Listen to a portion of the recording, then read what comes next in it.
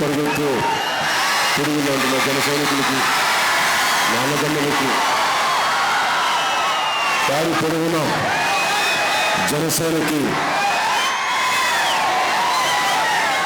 ఆదరాభిమానాలతో ప్రేమగా హారతులిచ్చి ప్రేమతో పలకరించిన మా ఆడపడుచులందరికీ, మా అక్క చెల్లెలందరికీ, మీ అందరికీ పేరు పేరున నా హృదయపూర్వక నమస్కారాలు.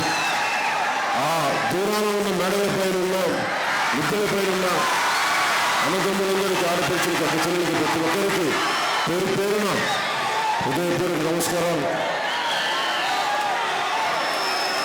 ఖచ్చితంగా చేద్దాం, చంద్రునికి సెలవిద్దాం, జగన్ పక్కన పెడదాం, జనసేన ప్రభుత్వాన్ని ముందు పెడదాం. అంటే ఈ మాట నేను అంటున్నానంటే, చంద్రునికి సెలవిద్దాం, జగన్ని పక్కన పెడదామంటే సరదాకి మాట్లాడలేదు. జగన్మోహన్ రెడ్డి గారి మీద నాకు కోపాలు కానీ వ్యక్తిగత ద్వేషాలు ఏం లేవు. చంద్రబాబు గారి మీద నాకు వ్యక్తిగత ద్వేషాలు లేవు.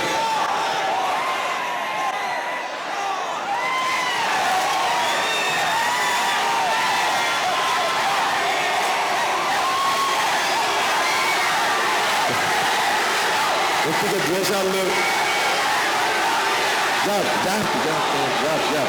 ఒకే విషయం, మీరు క్షేమంగా ఉన్నారు. నేను ఎందుకు తప్పని పడతాను రాజకీయాల్లోకి? మీరు క్షేమంగా ఉండాలి కదా. మీరు నలిగిపోతే నా మనసు గాయపడద్దు, బాధపడద్దు, నా కన్నీళ్ళు వస్తాయి నిస్సహాయంతో. ఎందుకంటే ప్రాణాల విలువ రిలయన్స్ ఆస్తులు మొత్తం ఇచ్చిన ఒక ప్రాణాన్ని తిరిగి కొనలేము. అందుకని కొంచెం నిదానంగా, ప్రశాంతంగా, ఎందుకంటే మన భవిష్యత్తు కోసం వచ్చాను. రాజకీయాల్లోకి రాగానే పవన్ కళ్యాణ్ పక్కన అందరూ టీనేజ్ పిల్లలు ఉంటారు, ఓట్లు రాని వాళ్ళు ఎక్కువ ఉంటారంటే, ఖచ్చితంగా ఓట్లు రాని వాళ్ళు ఎక్కువ ఉంటే సంతోషం. ఆ చిన్న బిడ్డను చూస్తే నాకు ఆనందం కలుగుతుంది. వాళ్ళందరికీ ఎంతమందికి ఓట్లు ఉన్నాయో నాకు తెలియదు. దుర్మార్గంగా ఓట్ల కోసం అడుగుతావా? మనం మనుషులుగా చూడాలి, అన్నదమ్ములుగా చూడాలి, ఆడపడుచు అక్క చెల్లెలుగా చూడాలి, కానీ మనుషులు ఓట్లుగా చూస్తావా? నాకు దారి పొడవుగా 2 ఏళ్ల బిడ్డలు, పసి బిడ్డలు అందరూ ఉన్నా నేను ఒక తరం కోసం వచ్చాను. వచ్చే 30 సంవత్సరాలు బంగారు భవిష్యత్తు వేయడానికి వచ్చాను. మీకేదో 2 పనులు చేసేసి ఇవి చేయడానికి నేను రాలేదు. జగన్మోహన్ రెడ్డి గారిలాగా, చంద్రబాబు నాయుడు గారిలాగా. ఇందాక మీరు అన్నట్టుగా చంద్రన్నకి ఎందుకు సెలవిద్దాం, జగన్ను ఎందుకు పక్కన పెడదాం అని చూస్తూ ఉంటే నాకు అనిపిస్తూ ఉంది. 2014లో రాష్ట్ర విభజన సమయంలో నాకు చాలా ఆశ్చర్యం కలిగేది. విన్నా కోనసీమకి నా జీవితంలో ఇదే మొదటిసారి రావడం. ఎప్పుడు కోనసీమ అని పేరు వింటాం తప్ప ఏ రోజు కూడా నాకు అదృష్టం రాలేదు. కోనసీమలో అడుగుపెట్టే అదృష్టం నాకు రాలేదు. తెలిసి ప్రేమ ఉంటుంది, అభిమానం ఉంటుంది, కానీ నాకు మీ ప్రేమను పొందే అర్హత నాకు అన్ని వదిలి, సినిమాలు వదిలితే కానీ నాకు మీ ప్రేమ దొరకలేదు. కోనసీమ ప్రేమ, కోనసీమ ఆదరాభిమానం. దారి పొడవునా కోనసీమ ఆడపడుచులు, అక్క చెల్లెళ్ళు, చిన్నపిల్లలు ఎంత ప్రేమగా, అన్నదమ్ములు దారి పొడవుత ఎంతో ప్రేమగా హారతులిస్తూ ప్రేమగా ఉంటే చలించిపోయాను, కదిలిపోయాను. ఏమిస్తే నా రుణం తెచ్చుకోగలను? మీకు నాకు ఏముంది రుణభారం? మీకు నాకు ఏముంది దూరం? మీకు నాకు 2 గుండెలే దూరం. ఏ దూరం లేదు మనందరి మధ్య ఎంతో నిన్న కోనసీమకు వస్తూ ఉంటే, అమలాపురంకి వస్తూ ఉంటే దారి పొడవుతా కొన్ని వందల బస్సులు వెళ్తూ ఉన్నాయి. ప్రతి నిమిషానికి ఒక బస్సు వెళ్తూ ఉంది. దారిలో అడిగాను, సోదరులు పెద్దలు మనోహర్ గారిని అడిగాను, ఏంటి బస్సులు ఇన్ని వెళ్తున్నాయని. ఇవన్నీ హైదరాబాద్ వెళ్తున్నాయి బస్సులు ఇక్కడి నుంచి. ఈ హైదరాబాద్లో కోనసీమ ఎంతమంది ప్రజలు మన వాళ్ళు హైదరాబాద్లో పనిచేస్తూ ఉన్నారు. ఉమ్మడి ఒకటే రాష్ట్రంలో ఉన్నప్పుడు మన రాజ్యాంగానికి కూడా వెళ్ళాను. నేను ఎందుకు కులాల ఐక్యత గురించి మాట్లాడతానంటే, చిన్నపాటి ఆలోచనతో కులాలను ముందుకు పెడతాం, కానీ మన మానవత్వాన్ని చూస్తే కులాలు, మతాలు, ప్రాంతాలన్నీ చాలా చిన్నవైపోతాయి. రాష్ట్ర విభజన జరుగుతున్న టైంలో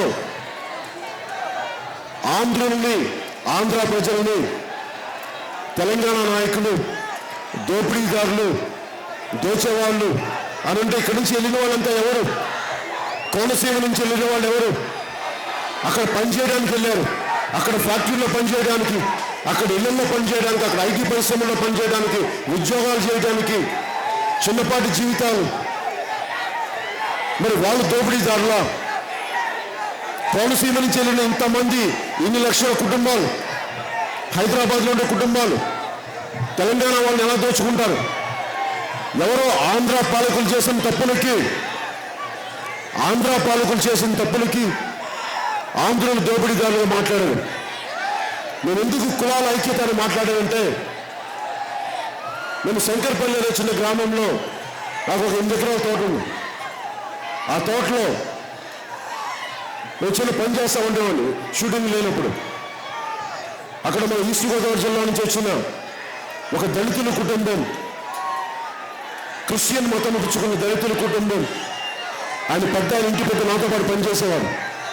మేమిద్దరం కలిసి పనిచేసేవాళ్ళం. ఒక రోజున ఆయన 2012లోనో ఎప్పుడో 2011లోనో తెలంగాణ చాలా పీక్గా ఉన్నప్పుడు ఆయన ఒకరోజు పొలానికి పనికి రాలేదు. ఏంటని రాలేదని వెళ్తే పాపం చనిపోయారు. చనిపోతే ఇంటికి వెళ్ళాను. ఇంటికి వెళ్ళి ఆయన్ని పూడ్చిపెట్టాలని, ఖననం చేయాలని చెప్పి బయలు గ్రౌండ్కి వెళ్తే అక్కడ స్థానిక రాజకీయ ప్రజాప్రతినిధులు, మీరు ఆంధ్ర వాళ్ళు, ఇక్కడ మిమ్మల్ని పూడ్చిపెట్టడానికి వీల్లేదు, మీరు వెళ్ళి తూర్పుగోదావరి జిల్లాకి వెళ్ళండి అంటే చాలా బాధ కలిగింది నాకు. అంటే ఒక సమస్య వచ్చినప్పుడు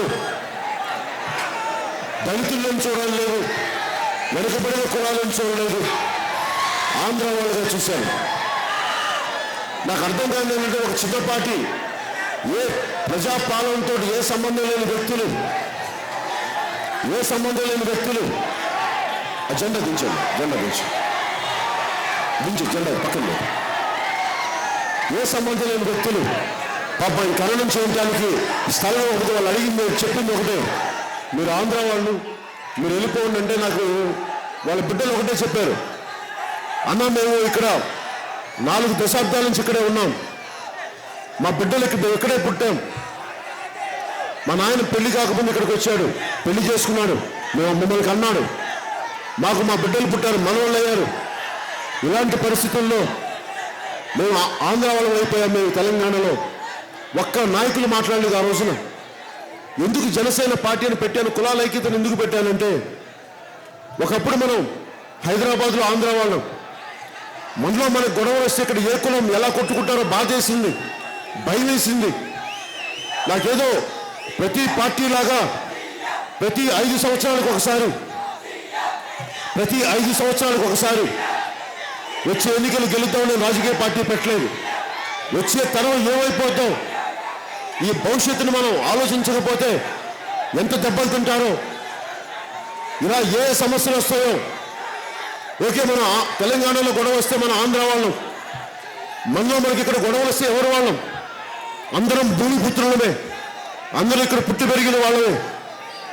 స్వార్థపూరిత రాజకీయ నాయకులు వారి వ్యక్తిగత లబ్ధి కోసం, వారి అధికారాల కోసం కులాలు, మతాలు, ప్రాంతాలను వాడుకుంటారు. రేపొద్దున ఆంధ్రప్రదేశ్లో కులాలు చిచ్చు పెడితే ఎవరు ఎక్కడికి పారిపోతాం? మనల్ని ఒకళ్ళు నరుక్కోవాలి, ఒకళ్ళు దోచేసుకోవాలి. నాకు నిజంగా బాధ కలిగింది. పసిబిడ్డలను చూస్తూ ఉంటే పసిబిడ్డకి ఏం తెలుసు ఏ కులం ఏ మతం అని? పెద్దలు, జ్ఞానం ఉన్నవాళ్ళు, పరిజ్ఞానం ఉన్నవాళ్ళు కులాలను విభజిస్తూ ఉంటే, నిజానికి ఒక సమస్య వస్తే తెలంగాణలో దళితులను చూడలేదు, వెనుకబడిన కులాలను చూడలేదు, శెట్టి బలిజలను చూడలేదు, కాపులను చూడలేదు, ముస్లింలను చూడలేదు, క్రిస్టియన్ మతం పుచ్చుకున్నారో లేదో చూడలేదు. వీళ్ళందరూ కలిపి ఆంధ్ర వాళ్ళు. ఎన్ని అవమానాలు, ఎన్ని చీదరింపులు, ఎన్ని చీత్కరింపులు, ఎన్ని చీత్కారాలు. పడి తప్పును చేయడానికి నాతో సహా నన్ను వచ్చి తిట్టేవాళ్ళు. ఆంధ్ర కొడకానికి ఇక్కడ ఏం పని రాను. నాకు ఎప్పుడు కోపం రాలేదు, ఆవేదన కలిగింది. ఈ ఎంటైర్ తెలంగాణ విభజన సమయంలో ఆంధ్ర ప్రజలకి ఏం సంబంధం ఉంది?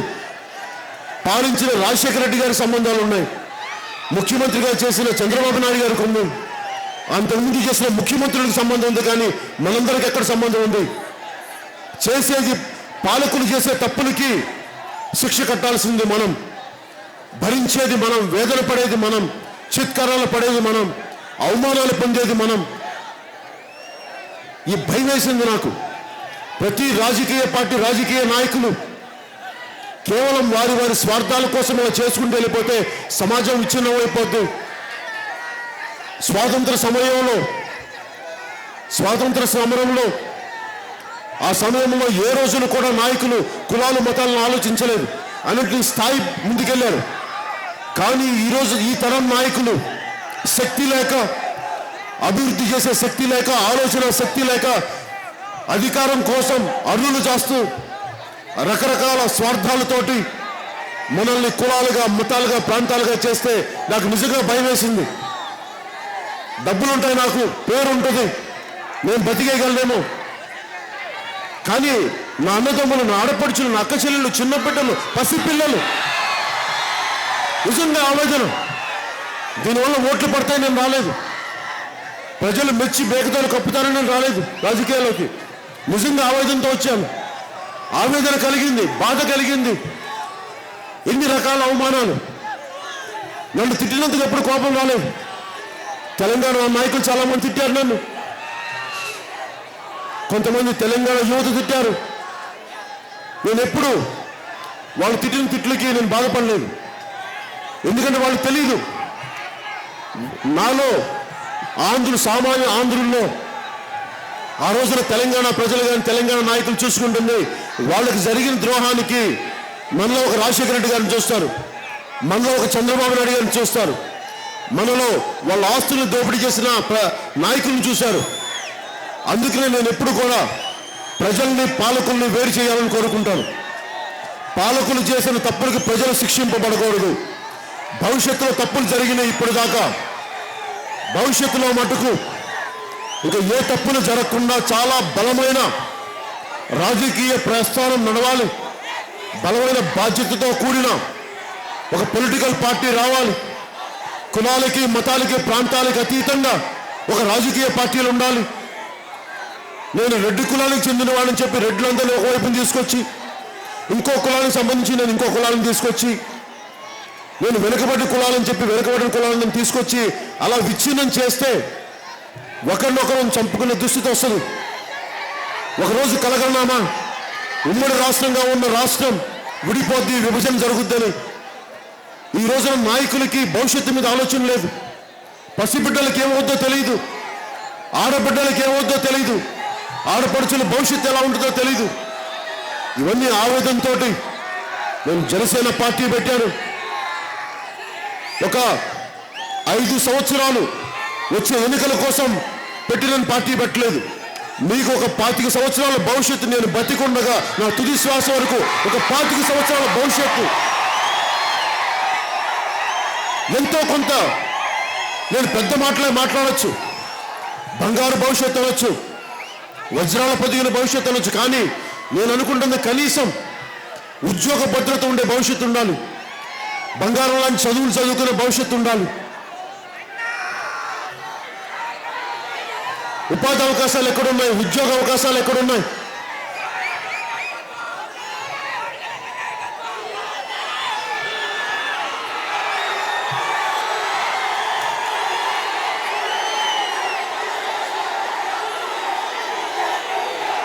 అంటే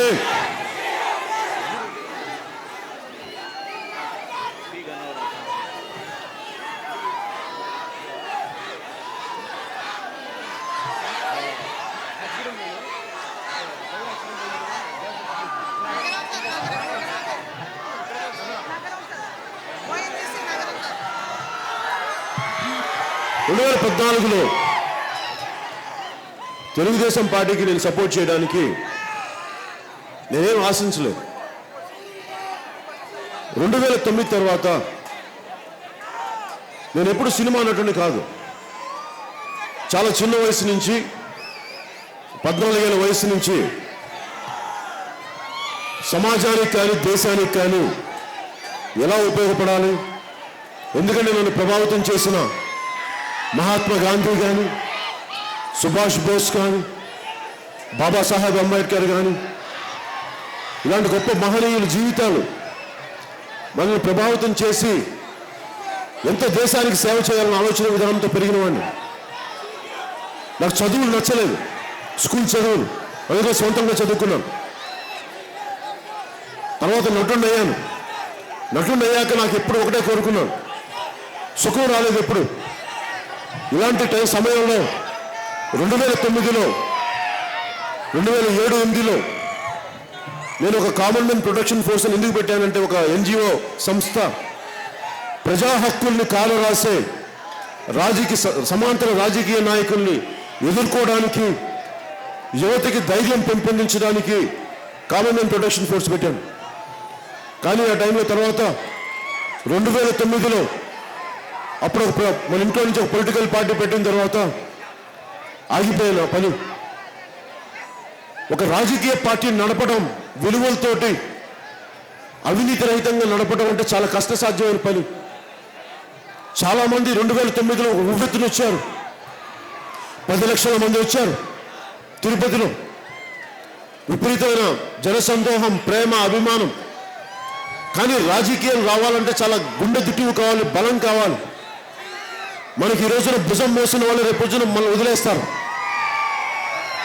ఇవన్నీ 2009లో ఎంతో ఉవ్వెత్తున లేచి ఒక తరంగంలాగా వచ్చింది.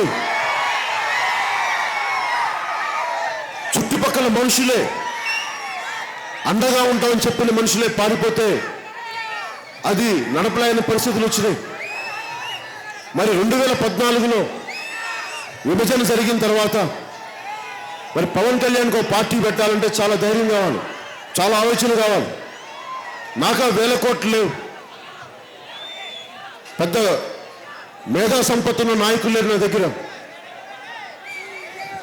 1000 కోట్లు లేవు, పెద్ద అనుభవం ఉన్న రాజకీయ నాయకులు లేరు. కానీ చిన్నప్పటి నుంచి పెంపొందించుకున్న దేశభక్తి ఒక్కటే నాకు పెట్టుబడి. ఆ పెట్టుబడి ఒకటి నా దేశభక్తి, సమాజం కోసం చేద్దామన్న పెట్టుబడి తప్ప నా కళ్ళ ముందు ఇంకొక సంపద కనిపించింది. జగన్మోహన్ రెడ్డి గారి లాగా 1000 కోట్లు లేవు, చంద్రబాబు గారు, లోకేష్ గారు లాగా 1000 కోట్లు సంపాదించే పరిశ్రమలు లేవు, హెరిటేజ్ లాగా.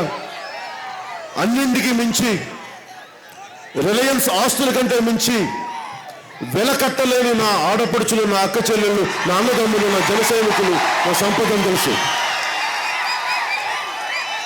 ఒకటి నా దేశభక్తి, 2 నా అన్నదమ్ములు, నా ఆడపడుచులు, నా అక్క చెల్లెళ్ళు.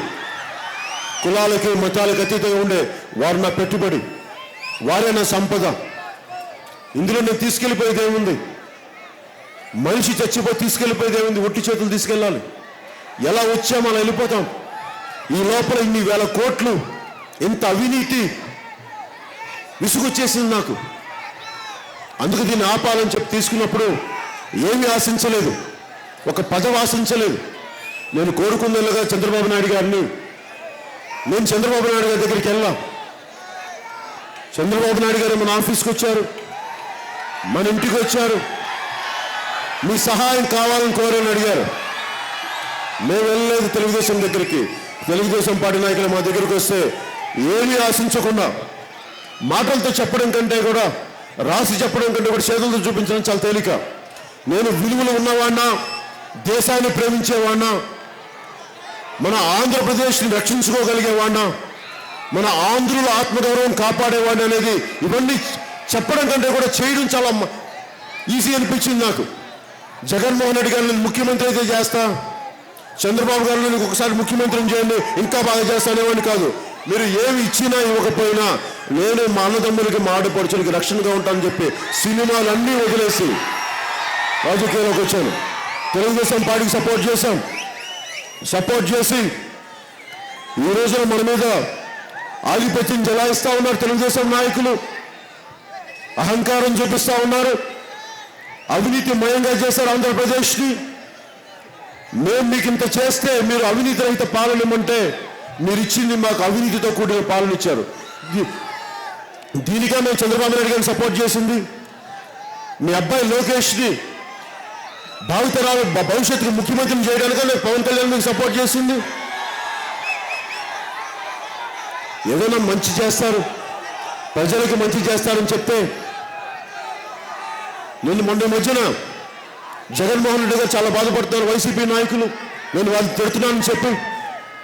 మీరు ఆలోచించండి. నిజానికి ఎందుకంటే ఆయన ముఖ్యమంత్రి అవ్వకుండా లోపలికి వెళ్ళకుండా చంద్రబాబు గారు మొత్తం ఆయన ఎమ్మెల్యేలు కొనేస్తామని చెప్పి నేను అసెంబ్లీకి వెళ్ళనని. అరే ఇదేమైనా ఇంటి పోరాటం అంటే మీ ఇంటి కూడా ఇది. మరి అలాంటప్పుడు మీరు ప్రభుత్వాల్లోకి ఎందుకు వచ్చారు? పార్టీ ఎందుకు పెట్టారు? సభలోకి ఎందుకు అడుగు పెట్టారు? చట్టసభలోకి ఎందుకు అడుగు పెట్టారు? అవమానాలు చిత్కారాలు ఎదుర్కోవడానికి మీరు ఇంట్లో కూర్చోండి, బయటికి రాకండి.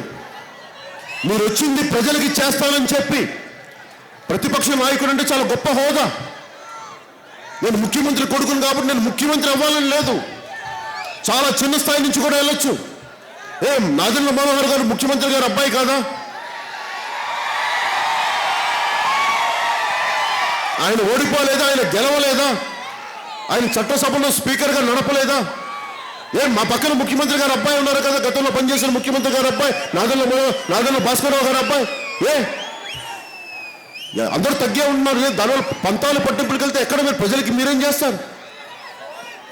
మాట్లాడితే కూర్చొని చెప్పి మమ్మల్ని అంటున్నావంటే, అరే మీరు ప్రతిపక్ష నాయకుడు, మీ వైసీపీ పార్టీ వాళ్ళకి చెప్తా ఉన్నాను, కార్యకర్తలకు కూడా చెప్పండి, మీ నాయకుడికి చెప్పండి, వైసీపీ నాయకుడికి వెళ్ళి చట్టసభలో వెళ్ళి చంద్రబాబు నాయుడు గారిని లోకేష్ గారిని నిలదీయమని చెప్పండి. మీకు రాజ్యాంగం మీద గౌరవం లేదు, అంబేద్కర్ గారి మీద గౌరవం లేదు. నిజంగా జగన్మోహన్ రెడ్డి గారు చెప్తా ఉన్నాం, మీకు నిజంగా చట్టసభల మీద కానీ భారత రాజ్యాంగం మీద కానీ మీ గౌరవం కానీ ఉంటే మీరు చట్టసభల్లోకి వెళ్ళేవాళ్ళు, చంద్రబాబు గారిని చొక్కా పట్టుకుని చూసేవాళ్ళు. కానీ మీకు ధైర్యం లేదు, నిజాయితీ లేదు, చిత్తశుద్ధి లేదు, త్రికరణ శుద్ధి లేదు మీకు. అందుకే మీరు చట్టసభలకు వెళ్ళరు. కానీ పవన్ కళ్యాణ్కి ఒక ఎమ్మెల్యే లేడు, ఒక ఎంపీ లేడు, కనీసం ఒక వార్డు మెంబర్ కూడా లేడు. మేము ఇంత ధైర్యంగా మాట్లాడగలుగుతున్నాం. ప్రభుత్వం అవినీతిని ఎత్తి చూపిస్తున్నాం. అలాంటిది మీరు ప్రతిపక్ష నాయకుడిగా ఉండి మీరు ఎత్తి చూపలేకపోతున్నారంటే అది మీ చేతగానితనం, మీ పిరికితనం, మీ భయం. అది ఆలోచించుకోండి. మీరు కోప్పడితే నన్ను కోప్పడి నా వ్యక్తిగత జీవితాన్ని పెడితే నాకేం ఫరక్ పడదు, నాకేం తేడా పడదు. నా వ్యక్తిగత జీవితం మీ అందరికంటే కూడా చాలా బెటర్ జీవితం, మర్చిపోక. నేను మీ వ్యక్తిగత జీవితాల గురించి నేను మాట్లాడాలి అంటే చాలా మాట్లాడగలను మీ అందరి వ్యక్తిగత జీవితాల గురించి. వ్యక్తిగత జీవితాలే ప్రజా పాలనని, ప్రజా శాసనాలని నిర్దేశిస్తాయంటే ఖచ్చితంగా మాట్లాడతాం. కానీ అవి వాటి ప్రభావం లేనప్పుడు చట్టసభలో మీరు చేయాల్సిన పబ్లిక్ పాలసీలు కూర్చోబెట్టి, నేను ఇక్కడ ఇసుక మాఫియా ఉన్నాయా దోచేస్తున్నారంటే కూర్చోబెట్టి పవన్ కళ్యాణ్ 3 పెళ్ళిళ్ళు అంటారా? మాకేం సరదాలో చేసుకోవడం, మా జీవితంలో ఏడ్చింది ఏం చేయమంటారు? కుదరలేదు ఇట్లా.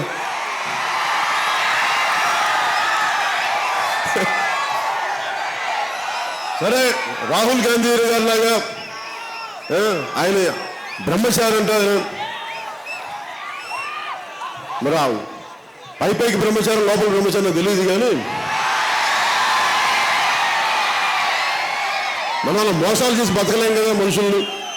మంచి చెడు బయటకు చెప్పుకుంటాం, తిట్లు తింటామో లేదా ప్రేమించబడతామో అంతే. అందుకే నేను వ్యక్తిగత జీవితాన్ని మన జగన్మోహన్ రెడ్డి గారు వచ్చి నువ్వు వెళ్ళి చట్టసభలోకి వెళ్ళావు మాట్లాడవా అంటే కూర్చోబెట్టి పవన్ కళ్యాణ్ విసుగు వచ్చింది నాకు మాట్లాడడానికి. అరే వీళ్ళకి ప్రతిపక్ష నాయకుడి తాలూకు బలం తెలియదు వీళ్ళకని. అదే నేను ప్రతిపక్ష నాయకుడి పాత్ర నేను కానీ ఉండుంటే 2014లో జగన్మోహన్ రెడ్డి గారి స్థానంలో అనుకున్నాం. నా ఎమ్మెల్యేలు అందరూ ప్రతి ఒక్కరిని కొన్ని కోట్లు ఇచ్చి కొనమని చెప్పండి చంద్రబాబు గారిని, నేను ఒక్కడే వెళ్తాను అసెంబ్లీకి. ఒక్కడే ఆపేసి ఉన్నావా అసెంబ్లీని, ఆపేసేయచ్చు అసెంబ్లీని. అరే మహాత్మా గాంధీ గారిని బ్రిటిష్ వాళ్ళు ఆఫ్రికాలో ట్రైన్లోంచి గెంటేస్తే అతను కొన్ని దశాబ్దాల తర్వాత బ్రిటిష్ వాళ్ళు సమూలంగా దేశంలోంచి గెంటేశారు. ఒక్కడి శక్తి అది, అంత బలం ఒకటి. అంటే ఒక్కడి శక్తి అందరిది అవుద్ది, అందరి శక్తి ఒకటిది అవుద్ది. అందుకని నేను ఒక్కడిని అనుకోవడానికి నేను ఎప్పుడు అనుకోను. నేను ఒక్కడినే అయినా కానీ సమూలంగా మార్పులు తీసుకొస్తాను అనుకుంటాను. అలాంటిది ఇంత బలమైన స్థానం కల్పిస్తే నేను జనసేనకి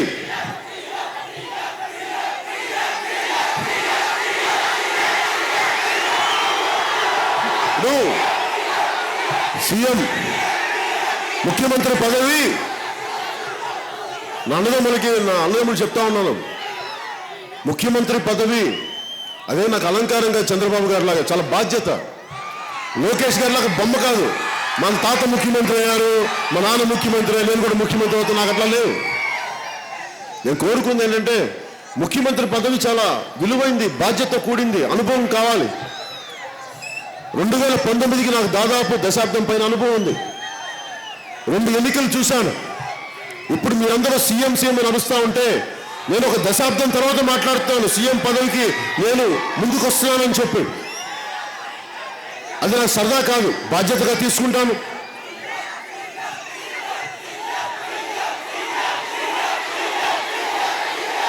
తెలుసు గోదావరి పాయలపై బ్రిడ్జీలు అంటారు.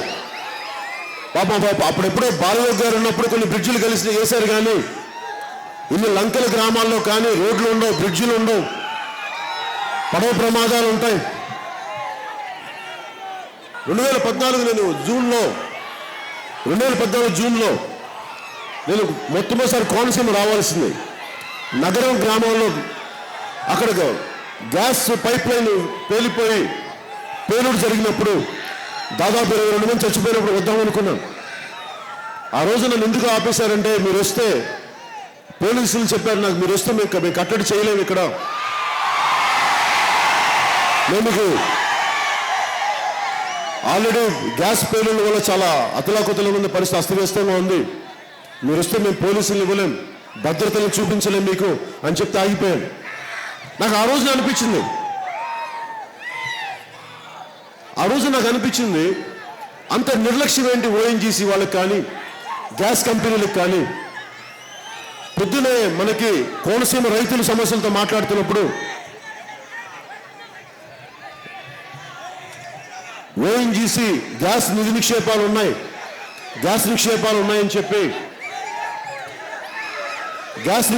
ఉన్నాయని చెప్పినప్పుడు 1970లో చక్కటి కోనసీమ గ్యాస్ నిక్షేపాలు ఉన్నాయి, దేశ ప్రయోజనాలకు అవసరం అని చెప్పి ముందుకు వస్తే పొలాలందరూ ఇస్తే దానివల్ల ఎన్ని ఉద్యోగాలు వచ్చినాయి మనకి. ఈ రోజున రిలయన్స్ యాజమాన్యం ఏ మూలకెళ్ళో చెప్పి మనకి కృష్ణా గోదావరి బేసిన్లో మన గ్యాస్ నిక్షేపాలు ఇక్కడి నుంచి వెళ్తా ఉన్నాయి, ఇక్కడి నుంచి గుజరాత్ తీసుకెళ్తా ఉన్నారు. ఇక్కడ సంపదని కొల్లగొట్టి ఇక్కడ ప్రకృతి చెట్లు కానీ సంపద కానీ మన అడవులు కానీ మన పొలాలు కానీ దెబ్బతింటా, పర్యావరణం దెబ్బతింటా మనం ఇంత త్యాగం చేస్తుంటే దేశం కోసం. కోనసీమ దేశ భవిష్యత్తు కోసం, దేశ ఇంధనాల అవసరం కోసం మన పచ్చదనాన్ని తాకట్టు పెట్టి ఇంత విధ్వంసం జరుగుతూ ఉంటే కనీసం ముఖ్యమంత్రి, ఆ టైంలో ముఖ్యమంత్రిగా ఉన్న చంద్రబాబు నాయుడు గారు రిలయన్స్ కంపెనీకి ఇస్తున్నప్పుడు మీరు ఇన్ని లక్షల కోట్లు తీసుకెళ్తున్నారు ఇక్కడి నుంచి గుజరాత్కి పైప్ లైన్ వేశారు. ఇంత మన సంపదని, మన ప్రకృతిని, మన పర్యావరణాన్ని అందరం తాకట్టు పెడుతున్నప్పుడు కనీసం ఒక ముఖ్యమంత్రిగా ఉండి అడగాల్సిన బాధ్యత. ఎన్ని వేల ఉద్యోగాలు ఇస్తారు, ఎన్ని కోట్ల సంపాదన ఇక్కడ ఇస్తారు, ఎంత సంపద ఇక్కడ సృష్టిస్తారు, ఎందుకంటే మేము ఇంత కోల్పోతున్నాం అని అడిగే వ్యక్తులు లేరు ఇక్కడ మనకి. ఆ టైంలో ఎవరు అడగరు, ప్రతిపక్ష నాయకులు అడగరు. ఈ రోజున నాకు పొద్దునే మాట్లాడితే రిలయన్స్ కంపెనీ గురించి, ఎవరన్నా భారతదేశంలో రిలయన్స్ కంపెనీ గురించి మాట్లాడాలంటే భయపడతారు, వాళ్ళు ఏం చేస్తారు అని చెప్పి. నా జీవితంలో నేను ఒకటే కోరుకున్నాను, ప్రతి ఒక్కడికి భయపడి. తెలుగులో ఒక ముతక సామెత ఉంటుంది, ఆడపడుచులు క్షమించాలి. వాడికి భయపడి, వీడికి భయపడి, వాడు అమ్మ మొగుడికి భయపడి ఎక్కడ చేస్తాం మనం?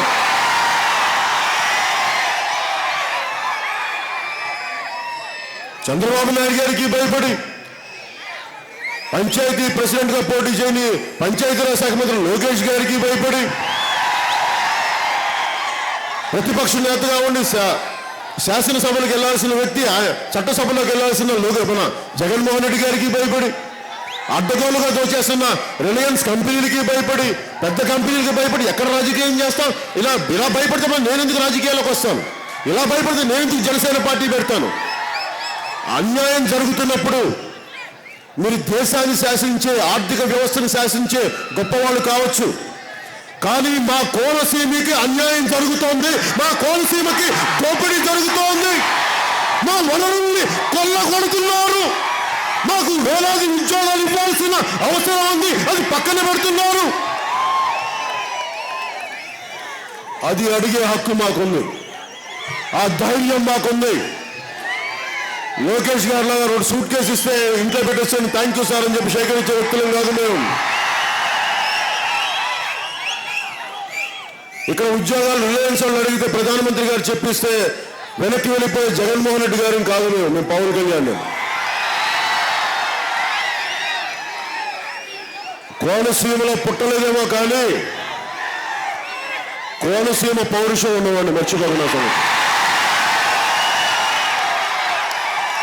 తెలుగువాడిని, ఆంధ్రుణ్ణి, భారతీయుణ్ణి, తెలుగు జాతి ఆత్మగౌరవాన్ని నిలిపేవాడిని. నాకు ఆ భయాలు లేవు. మీరు ఎంత పెద్ద గొప్ప రాజకీయ నాయకులు కానివ్వండి, ప్రధానమంత్రులు కానివ్వండి, దేశాన్ని నిర్దేశించే ఆర్థిక వ్యవస్థను శాసించే వ్యక్తులు కానివ్వండి, పవన్ కళ్యాణ్ వీళ్ళెవరికి భయపడు. ఎందుకంటే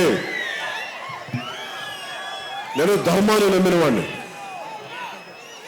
నువ్వు ధర్మాన్ని రక్షిస్తే ధర్మాన్ని రక్షించి తీరుతుంది. నా పెట్టుబడి ఒక్కటే.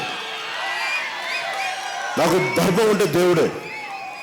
అంబేద్కర్ గారు రాసిన రథసారథిగా ముందుకు తీసుకెళ్లిన రాజ్యాంగం ఒక మంచి మాట ఉంటుంది ఇంగ్లీష్లో, లా ఈజ్ కోడిఫైడ్ ధర్మ అంటారు. అంటే చట్టం అనేది ధర్మాన్ని సంక్షిప్తం చేసి దాన్ని ఒక ఫ్రేమ్వర్క్లో బిగించిందని. అంటే చట్టం అంటే ధర్మం, ధర్మాల్ని పాటించరు వీరు. అందరూ వెళ్ళి కూర్చోబెట్టి అంబేద్కర్ గారి విగ్రహాలకు దండలేస్తారు, అంబేద్కర్ గారి విగ్రహాలకి పాలాభిషేకాలు చేస్తారు, మహాత్మా గాంధీ గారి విగ్రహాలకి పూలమాలలు చేస్తారు, పూలమాలలు అలంకరిస్తారు. ప్రతిరోజు ఈ రోజున మనకి రాజ్యాంగ అవతరణ దినోత్సవం అని చెప్పేసి దీనికి ఈరోజు రాజ్యాంగం వదిలిన రోజు అని చెప్పేసి దండలు పెడతారు. కానీ రాజ్యాంగ స్ఫూర్తిని ఎవరి మటుకు పాటించరు. ఇంత అడ్డగోలుగా ఇసుక రీచ్లు ఉన్నాయి, ఇసుక ర్యాంపులు ఉన్నాయి, దీనిని ఆపాలన్న ధైర్యం ఎవరికీ లేదు. ఇక్కడ ఏదో మొన్న పొద్దున్న చెప్తా ఉన్నారమ్మా, ఇక్కడ మీకు తెలుసో లేదో, ఆడపడుచులకి అక్కచెల్లెలకు తెలుసో లేదో,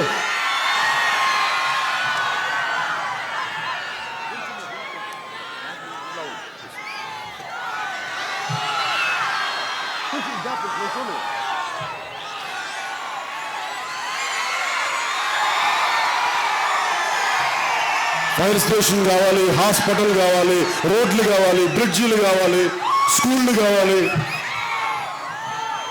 ఇవన్నీ కావాలంటే తెలుగుదేశం పోవాలి, జగన్ గారిని పక్కన పెట్టాలి అంతే.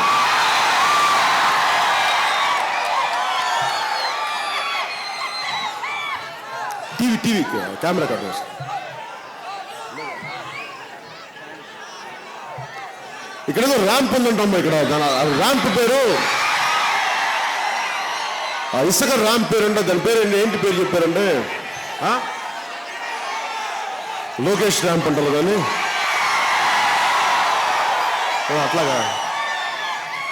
పాపం లోకేష్ గారికి ఎంత మంచి పేరంటే పంచాయతీ ప్రెసిడెంట్గా పోటీ చేయని వ్యక్తి పంచాయతీ రాశాక మంత్రిగా అయ్యి పాపం నాన్నగారు ఎంత గర్వపడతారో కొడుకుని చూసుకొని, అబ్బా నా కొడుకు పేరు మీద ర్యాంప్ ఉంది అబ్బా అంత బాగా ఎదిగాడే నా కొడుకు అనుకుంటారు. పువ్వు పుట్టగానే పరిగణించినట్టుగా లోకేష్ గారు చట్టసభలోకి అడుగు పట్టగానే చక్కగా కరప్షన్ స్టార్ట్ చేశారు, అవినీతి స్టార్ట్ చేశారు. ఒక ఇసుక ర్యాంప్ మీద తన పేరు పెట్టుకున్నారు, అడ్డగోలుగా దోచేస్తున్నారు. సిగ్గున్నారు వాళ్ళకి. ఏమో మీరు ఒక ర్యాంప్ మీరు గోదావరి తీరాన్ని మనం చిన్నప్పుడు పాటలు వాళ్ళు వెన్నెల్లో గోదావరి అందం అని. వెన్నెల్లో గోదావరి అందం ఎలా ఉంటుందంటే ఇసుక తెన్నులు అందంగా ఉంటాయి. దేవరకొండ బాలగంగాధర్ తిలక్ గోదావరి ఇసుక తీరం మనకు తినే ఇసుక తెన్నులు ఎంత అందంగా ఉంటాయి గోదావరి వెన్నెల్లో అంటే. ఇంకొక 5 సంవత్సరాలు కానీ తెలుగుదేశం పార్టీని కానీ జగన్మోహన్ రెడ్డి గారిని ఎన్నుకుంటే ఆ కవితలు ఉండే ఇక్కడ గోదావరి ఇసుకుంటే మొత్తం అమ్మేస్తారండి. ఆ స్థాయికి వెళ్ళిపోయింది. అప్పుడు కవులు ఎవరు రాస్తారు? గోదావరి వెన్నెల్లో గోదావరి అందం ఉంటుందని చేయలేదండి, గుంటల్లో గోదావరి అందం చూడాలని చేయలేదు. అంత దారుణం అయిపోయింది. మొన్న వీడి ఇసుకలో ఎంత డబ్బును చూడగలరా, ఎంత అడ్డగోలుగా పర్యావరణాన్ని దోచేయగలరా అంటే మనందరికీ మన పురాణాలు తెలుసు. భూమిని దోచుకుందామని ఏ ఒక్కడైనా సరే హిరణ్యకశిపుడు దగ్గర నుంచి హిరణ్యాక్షుడి దగ్గర నుంచి ఎవడైనా సరే ఏ మతమైనా చూడండి, భూమిని దోచుకుందాం, భూమిని చుట్టేద్దామని అనుకున్నాడు ఎవ్వడు కూడా తపాకాయల్లో పేలిపోతారు, చింతకాయల్లో రాలిపోతారు. కానీ ఏ ఒక్కడు కూడా బతుకుడు. ఈ దుర్మార్గులకి పంచభూతాలని లోబడి వాళ్ళ కింద లోబడి ఉండాలనుకుంటారు. అరే రావణాసురుడి నుంచి అదే పని చేస్తా ఉన్నాడు. హిరణ్యకశిపుడి నుంచి, భస్మాసురుడి నుంచి, సాతాన్ నుంచి, సైతాన్ నుంచి. ఏ మతమైనా చూడండి, బైబిల్లో చెప్పండి, ఇస్లాంలో చూడండి, వేదాల్లో చూడండి. ఎప్పుడు మీరు అడ్డగోలుగా పంచిపోతాలు మీరు ఎప్పుడు దొయ్యలేరు. మనిషి ఎంత తిప్పి కొడితే 6 అడుగులు కూడా ఉండడు. వీడికి ఆశ మొత్తం విశ్వం అంత ఆశ వీడికి. ఏం దోచేద్దామని అలెగ్జాండరే ఇండియాని కబలిద్దామని వచ్చాడు. వెళ్ళిపోయాడు, ఉట్టి చేతులతో వెళ్ళిపోయాడు. తీసుకెళ్ళడానికి ఏమీ లేదు, బూడికి తప్పని. అలాంటిది వీళ్ళకి తెలుసా? లోకేష్ మీకు అర్థమవుద్దా? సిగ్గుండాలి మీకు. మీ పేరు మీద ఇసుక ర్యాంప్ వచ్చిందంటే మీ పేరు మీద గొప్ప అవార్డులు రావాలి, అలా ఉండాలి. మీ పేరు మీద ధర్మ కార్యాలు నిర్వర్తించాలి. అంతేగాని అవినీతికి మారు పేరుగా ఉండే ఇసుక ర్యాంపులకి మీ పేరు పెట్టుకున్నారంటే సిగ్గుండాలి మీకు. ఇంత చిన్న వయసులో మీ ఇంట్లో వాళ్ళు ఏం చెప్పుకుంటారు మీ గురించి? ఇసుక ర్యాంపులకి మీకు భారత్ రత్న ఇవ్వాలి. మీరు చేసిన తెలుగుదేశం పార్టీ నాయకులు చేసిన దోపిడీకి, ఇసుక మాఫియాకి మీకు భారత రత్నాలు ఇవ్వాలి. దోపిడీలో మీరు అంత పరాకాష్ఠకి వెళ్ళిపోయారు తెలుగుదేశం నాయకులు. ఏ నియోజకవర్గానికి వెళ్ళండి దాదాపు 1000 కోట్ల అవినీతి. విచిత్రం ఏంటంటే జగన్మోహన్ రెడ్డి గారు చట్టసభలకు వెళ్ళరు కానీ ప్రతి కాంట్రాక్ట్లో అది ఎత్తిపోతల పథకాలు ఏదైనా చెప్పండి, పోలవరం కానీ ముఖ్యమంత్రి గారు అడుగుతారు జగన్మోహన్ రెడ్డి గారు డబ్బులు వెళ్ళిపోయాయి అంటే ఇక్కడ కొట్టుకుంటారు మన కోసం. ఇసుక మాఫియాలు ఇద్దరు, 2 పార్టీలు ఒకటే, వైసీపీ కానీ టీడీపీ కానీ. అరే ప్రజా అవసరాలకి అభివృద్ధికి అవసరం ఇసుక తీయాలి, ఖనిజాలు కావాలి, దానికి ఒక పద్ధతి క్రమం ఉంటుంది. ఉదాహరణకి మన కడియం రైతులు ఒక చిన్నపాటి 5 ఇంచులు మట్టి తీస్తేనే వాళ్ళకి మైనింగ్ శాఖ వాళ్ళు నోటీసులు పంపిస్తారు, కేసులు పెడతారు వాళ్ళ మీద. అలాంటివి మీరు అడ్డగోలుగా ఇన్ని వేల మెట్రిక్ టన్నులు అడ్డగోలుగా ఇసుక తీసేస్తుంటే ఎవరు అడగరు, వెనక్కి రారు. ఉదాహరణకి మనం గ్యాస్ నిక్షేపాలే ఓఎన్జీసీ వాళ్ళు డైరెక్టర్ రిలయన్స్ కంపెనీ మీద రిపోర్ట్ చేశారు గవర్నమెంట్ ఆఫ్ ఇండియాకి. ఇక్కడ తీసే ఖనిజ నిక్షేపాలు, గ్యాస్ నిక్షేపాలు 25% ప్రభుత్వం గవర్నమెంట్ ఆఫ్ ఇండియాకి చెందాలి అంటే వాళ్ళు ఇవ్వకపోగా ఓఎన్జీసీ సంపదను కూడా వాళ్ళు దోచేశారు రిలయన్స్ వాళ్ళు. అడిగేవాడు ఎవడు లేడు.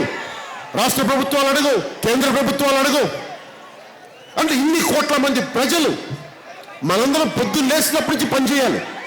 చిన్నపాటి తోపుడు బండ్ల దగ్గర నుంచి ఆడపడుచుల వంటిండ్లలో కానీ, చదువుకున్న స్కూల్ టీచర్లో కానీ, ప్రతి రైతు కూలి కానీ ఇంత మనం కష్టపడతా ఉంటే వీళ్ళు మన పెట్టుబడి మీద, మన శ్రమ మీద, మన ప్రకృతి వనరుల మీద అడ్డగోలుగా దోస్తూ ఉంటే ఈ దేశంలో ఏ ఒక్కడు అడగడు. అడ్డగోలుగా ప్రకృతి వనరులను దొయ్యడం, వెళ్ళి 7 కొండల వాడి దగ్గరికి వెళ్ళి ఇంత బంగారు కిరీటాలు వేసి ఆ కుండీలో వేయటం అంటే భగవంతుడు చూస్తాడా మిమ్మల్ని? భగవంతుడు లంచం ఇస్తారా? మీరు నాశనం అయిపోతాడు. ఒక్కొక్కరు చింతకాయలు రాలిపోతారు, తపాకాయలు పేలిపోతారు. ధర్మాన్ని మీరు అంత అడ్డగోలుగా చేయాల్సిన దోపిడీ అంతా చేసి, చేయాల్సిన అవినీతి అంతా చేసి, అడ్డగోలుగా ప్రకృతిని ధ్వంసం చేసి, విధ్వంసం చేసి, అడ్డగోలుగా మీరు పర్యావరణాన్ని ధ్వంసం చేసి, నగరంలో ఒక గ్యాస్ పేలుడికి 22 మంది వ్యక్తులు చనిపోతే ఎన్ని లక్షల కోట్లు ఇస్తే ఆ 22 మంది ప్రాణాలు తిరిగి వస్తాయి? ఎప్పుడు వస్తాయి? మీరిచ్చే లక్షల కోట్లకు ప్రాణాలు తిరిగి రావు. భవిష్యత్తులో ప్రాణాలు పోకుండా కొన్ని పద్ధతైన ఒక పరిస్థితిని తీసుకురండి. పాలసీని పట్టుకురండి. విసిగిపోయాం. మారాలి ఇంక రాజకీయ వ్యవస్థ. ఓట్లు కొనే రాజకీయ పార్టీలు కాదు, జీవితాల్ని అంకితం చేసే రాజకీయ నాయకులు కావాలి. నేను ఎలా ప్రూవ్ చేయను మీకు? ఒకటే నిర్ణయించుకున్నాను, ఏమి ఆశించకుండా, ఒక పదం ఆశించకుండా నేను నా జీవితాన్ని త్యాగం చేయగలనా, 100 కోట్ల పైన సంపాదించుకునే నా వృత్తిని వదిలి రాగలనని ఎన్నిసార్లు నిర్ణయించుకున్నాను. చిన్న బిడ్డలు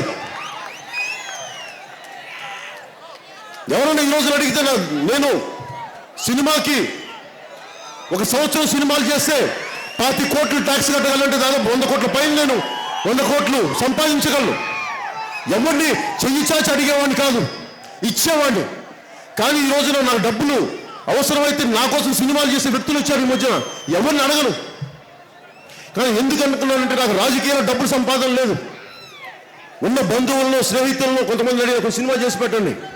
అది కూడా ఎలా వచ్చిందో అవగాహన అంటే, ఎంజీఆర్ గారు ముఖ్యమంత్రిగా ఉన్నప్పుడు ఆయన అందరూ అడిగేవాళ్ళు కొంచెం సినిమాలు చేసి పెట్టండి నేను నా పార్టీ వాళ్ళకని చెప్పి. నేను అదే ఉదాహరణగా తీసుకొని నేను సినిమాలు మీరు చేసి పెట్టండి నాకు. ఎందుకంటే నేను రాజకీయాలు డబ్బులు సంపాదించడానికి రాలేదు. నేను ఎక్కువ తినేవాడిని కాదు, విలాసవంతమైన జీవితం కాదు, రోడ్ల మీద సర్వసాధారణంగా వెళ్ళిపోగలను. నేను ఎంత శ్రమను, ప్రతి రోడ్డు మీద ప్రతి మనుషులు ఎందుకు కలుస్తానంటే అది నా మానవ సంపద. జగన్మోహన్ రెడ్డి గారికి 1000 కోట్లు దోచుకుంటే వాళ్ళకి ఆనందం కలుగుద్ది. లోకేష్ గారికి ఇసుకంతా దోచేస్తే ఆనందం కలుగుద్ది. ముఖ్యమంత్రి గారికి వాళ్ళ అబ్బాయి దోపిడీ చూస్తే ఆనందం కలుగుద్ది. నాకు నా అన్నదమ్ములు, నా ఆడపడిచి, నా అక్కచెల్లి కష్టాలను తీరిస్తే నాకు ఆనందం కలుగుద్ది. అంతే తేడా. వాళ్ళకి నాకు తేడా ఏముంది? వాళ్ళేమో సంపదలు దోచేస్తారు. వాళ్ళ సంపద వేరు. వాళ్ళ సంపద డబ్బులు, నగలు, మందులు, మాణిక్యాలు. నా సంపద నా అన్నదమ్ములు, నా అక్క చెల్లెలు, నా ఆడపడుచులు, నా పెద్దలు. నేను మాట్లాడుతా దారిలో ఇందాక వస్తూ ఉంటే చేనేత కార్మికులు మొత్తం వాటి నూనె నాకు మెల్లగేస్తూ ఉన్నారు. చాలా ఆనందం కలిగింది. ఈ రోజున మనకి ఏ మూలకి వెళ్ళినా సరే ముందు ప్రాథమిక అవసరాలు, మౌలిక వసతులు, మౌలిక అవసరాలు. ఇందాక అక్కడ ప్లే కార్డ్ పట్టుకొని ఉంటే మాకు బ్రిడ్జి లేదు, లంక గ్రామాలకి వెళ్ళడానికి బోట్లు లేవు, లంక గ్రామాల్లో మట్టులు తీసేస్తున్నారు, ఒక చిన్నపాటి లైబ్రరీ లేవు. ఇవన్నీ ఉంటే నేను ఒకటే కోరుకుంటా ఉన్నాను,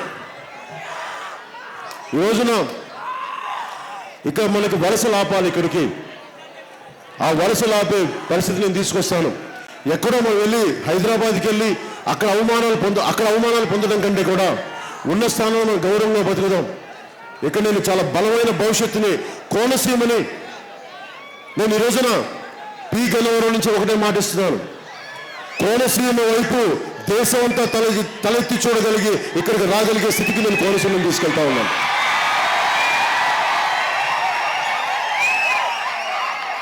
ఎందుకంటే ఇది మన గుండెకే, మన ఆంధ్రప్రదేశ్ గుండె కోనసీమ.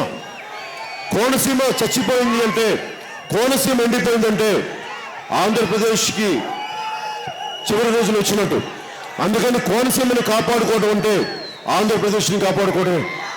అలాంటి ఆంధ్రప్రదేశ్ని గుండెకాయల కోనసీమకి జనసేన పార్టీ కానీ, జనసేన నాయకులు కానీ, పవన్ కళ్యాణ్ కానీ మనకు అండగా ఉంటాడు. ఎందుకంటే నేను బయటవాడిని కాదు. ఎందుకంటే నాకు ఈ ప్రకృతి, ఎందుకంటే మొన్న ఉద్యానం వెళ్ళినప్పుడు కొబ్బరి చెట్లు పడిపోతే మనకు అక్కడ ఉద్యానం అనేది మన ఉత్తరాంధ్ర కోనసీమ అంటారు. ఒక చెట్టు పడిపోతే ఆ పెద్ద అంటా ఉన్నాడు రైతు, నా ఇంటికి పెద్ద కొడుకు పడిపోయి చచ్చిపోయాడు. ఎందుకంటే కొబ్బరి చెట్టు పెద్ద కొడుకు లాంటిది. అన్ని అలాంటి కోనసీమకి ఇన్ని లక్షల ఎకరాల్లో కొబ్బరి చెట్లు, వీటికి గిట్టుబాటు ధర, వరికి గిట్టుబాటు ధర, కౌలు రైతులకు గిట్టుబాటు, కౌలు రైతులకి న్యాయం, వారికి సరైన పరిహారం, ఇవన్నీ రావాలి అంటే రైతు క్షేమం కొరకు రాజ్యం రావాలి. రైతు క్షేమాన్ని అర్థం చేసుకుని, రైతు కష్ట సుఖాలని అర్థం చేసుకునే ప్రభుత్వాలు రావాలి. ఏసీ రూమ్లో కూర్చొని 4 గోడల మధ్య కూర్చొని సమీక్షలు సమావేశాలు నిర్వహించే ప్రభుత్వం కాదు మంది. అలాంటి ప్రభుత్వం ఎస్టాబ్లిష్ చేయడానికి నేను జనసేన పార్టీ పట్ల గ్రామాల్లో తిరుగుతాం, క్షేత్రస్థాయిలో తిరుగుతాం, ప్రతి రైతుని కలుసుకుంటాం, ప్రతి రైతు బిడ్డని, ప్రతి రైతు ఆడపడుచుని మాట్లాడతాం, తీసుకున్న కష్టాలు తెలుసుకుంటాం, మీకు అండగా నిలబడతాం. చంద్రబాబు గారి రైతు రుణమాఫీలు అని చెప్పి ఆ రుణమాఫీలు 5 విడతలు చేస్తే కేవలం వడ్డీలు కట్టడానికి అయిపోయింది, అసలు అలాగే ఉండిపోయింది. అలా మోసాలు చేయడానికి నేను రాలేదు. తప్పుడు మాఫీలు నేను చెప్పడానికి రాలేదు. ఈ రోజున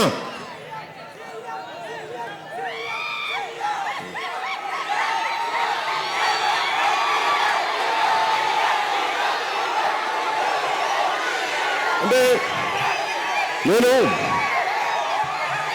ఎట్లా అయిపోయిందంటే జీవితం ఇంత అరిచి గీపెట్టుకుంటున్నాం, ఇంత అవినీతి, ప్రతి నియోజకవర్గంలో 1000 కోట్ల అవినీతి, ఇసుక ర్యాంపులు, ఇసుక దోపిడీ, మట్టి మాఫియా, కనీసం మౌలిక వసతులు లేవు, లంకల గ్రామాలకి బ్రిడ్జిలు లేవు, హాస్పిటల్స్ లేవు. ఇంత మొత్తుకుంటా ఉన్నాం. రైతులకు రుణమాఫీ చేయలేదు, ఆడపడుచులకి డ్వాక్రా రుణాలు వాళ్ళ సంపాదన మీద మళ్ళీ మీరు కూర్చోబెట్టి అవి మాఫీ చేయలేదు. ఇంత అరిచి గీపెట్టుకుంటున్నారు ప్రజలందరూ. ముఖ్యమంత్రి గారు ఏమంటారంటే వాళ్ళు కూర్చోబెట్టి అంత బాగుందని చెప్తారు. తెలుగులో సామి చెప్తారు, దున్నపోతు ముందు కూర్చొని వేణు వాయిస్తే దున్నపోతుకి ఏమర్థం అవుతుంది. ఇంకా మన భాషలో చెప్పుకోవాలంటే దున్నపోతు ముందు వేణు స్టెప్పేస్తే దున్నపోతు అర్థం చేసుకో. అట్లాగా ఇంత అవినీతి అని చెప్పి గగ్గోలు పెడతా ఉంటే వీళ్ళు ఎవరికి అర్థం కావట్లా. కనీసం దున్నపోతు దగ్గర పనులు చేస్తే కనీసం పేటలు వేస్తే పిడకలను కొట్టుకోవచ్చు, దానికి అదనలో ఉపయోగం. దీనివల్ల వీళ్ళకి ప్రభుత్వాలు అసలు ఏమీ లేదు, ఎవరు విండు మాట. దీనికి ఒకటే ఒక పరిష్కారం ఉంది. 2019లో ఆడపడుచులు, నేను ముందు యువత కంటే కూడా నేను ఆడపడుచులు నమ్ముతాను, నేను మిమ్మల్ని నమ్ముతానమ్మా. నేను ఎందుకు నమ్ముతానంటే మీరు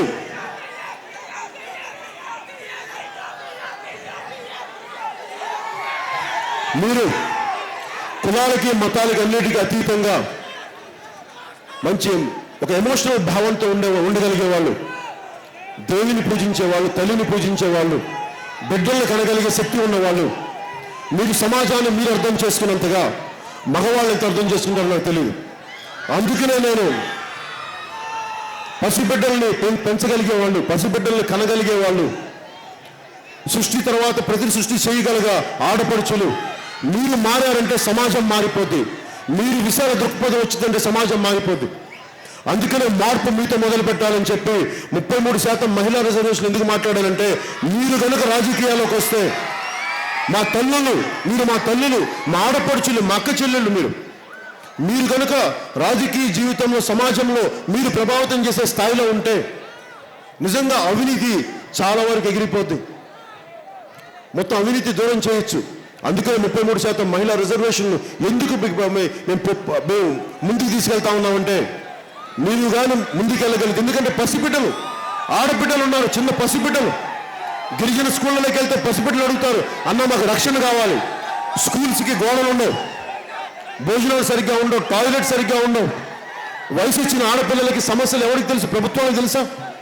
వయసు వచ్చిన ఆడపిల్లలకి ఎన్ని ఇబ్బందులు ఉంటాయో తెలుసా మీకు? స్కూల్స్కి వెళ్తే కనీస సౌకర్యాలు ఉండవు, బాత్రూమ్లు ఉండవు. మగవాళ్ళ వాళ్ళు ఎంత ఆత్మగౌరవంతో చూసుకోవాలి, ఎంత గౌరవం చూసుకోవాలి ఆడపిల్లల్ని. అలాంటి ఆడపిల్లల్ని కూర్చోబెట్టి స్కూల్స్లో కానీ కనీస వసతులు ఉండవు, చక్కటి టాయిలెట్స్ ఉండవు. కూర్చోబెట్టి స్వచ్ఛ భారత్ ఒక సొద తప్ప మీ ప్రాక్టికల్గా చేయడానికి అసలు ఒక శుభ్రమైన బాత్రూములు లేవు, పట్టించుకునేవాడు ఎవరు లేరు. అందుకనే మేము ఆడపడుచులకి జనసేన పార్టీ ద్వారా అత్యున్నత ఉన్నతమైన పీట వేస్తాం. 2,500 రూపాయల నుంచి 3,500 ఎందుకు పెట్టానంటే ఆ పథకం ఓట్ల కోసము. ఈ పథకం పెడితే ఓట్లు వేస్తారని నేను పెట్టలా. ₹1 కిలో బియ్యం అని చెప్పి, రేషన్ అని చెప్పి, పామాయిల్ అని చెప్పిస్తే అవి వాడుకునే పరిస్థితులు లేవు. ₹1 కిలో బియ్యం అని తింటానికి పనికిరానివి. అవి తీసుకెళ్ళి రేషన్ షాపులు అమ్ముకుంటూ వెళ్ళి కాకినాడ కేవీరావు పోర్ట్ నుంచి ఎక్స్పోర్ట్ అవుతాయి ఆఫ్రికాకి.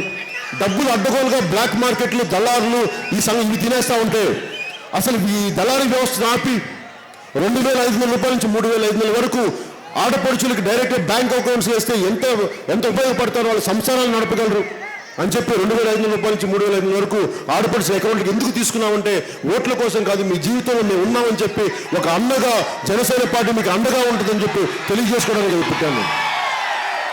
అలాగే ఉచిత గ్యాస్ సిలిండర్ ఎందుకు పెట్టానంటే మన గోదావరి తీరం నుంచి ఇంత గ్యాస్ నిక్షేపాలు వెళ్ళిపోతూ ఉంటే మన హక్కది. ఈ దోపిడీలో ఈ వనరులను తీసుకెళ్లడంలో మనకు వాటా ఉంది. తెలుగుదేశం ప్రభుత్వం అడగలేదు, వైసీపీలో ప్రతిపక్ష నేత అడగలేడు. కానీ జనసేన ఎందుకు తీసుకెళ్తే నాకు ఆ ధైర్యం ఉంది. ప్రజా హక్కుల కోసం ప్రాణాలైనా పోయినా పర్లేదు, కానీ నేను మన హక్కుల కోసం, మన ఆత్మగౌరవం కోసం ప్రాణాలైనా కోల్పోవడానికి రెడీ. కానీ నేను మన హక్కులు నేను ఎప్పుడు కావాలి, అందుకే అండగా ఉండటానికే మీకు నేను ఉచిత గ్యాస్ ఎందుకు పెట్టానంటే మిగతా చాలా మంది అడిగారు ఎలా సాధ్యపడుద్ది అంటే ఆ సాధ్యపడే విధి విధానం నా దగ్గర ఉంది, దాన్ని ముందుకు తీసుకెళ్తాను తెలియజేసుకుంటూ. అలాగే